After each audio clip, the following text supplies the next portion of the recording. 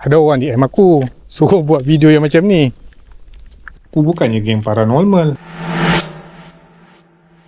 Aku ni geng mancing, tak ada kerja aku nak cari benda-benda tu.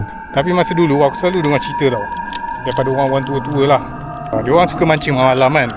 Syok mancing malam, lepas tu dia orang dapat ikan banyak. Dan pada satu masa tu, dia orang kehabisan umpan. So nak cari pergi kanan, kedai pun dah tutup dah, jauh malam kan. Lepas tu dalam masa tengah mencari umpan tu, tiba-tiba ada orang datang kat sebelah dia.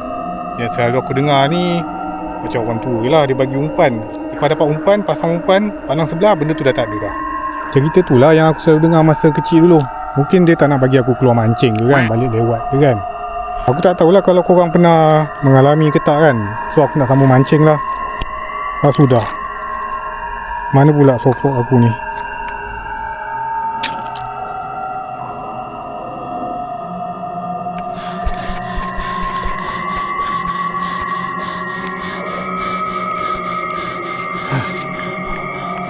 Itulah korang suruh aku cerita yang bukan-bukan.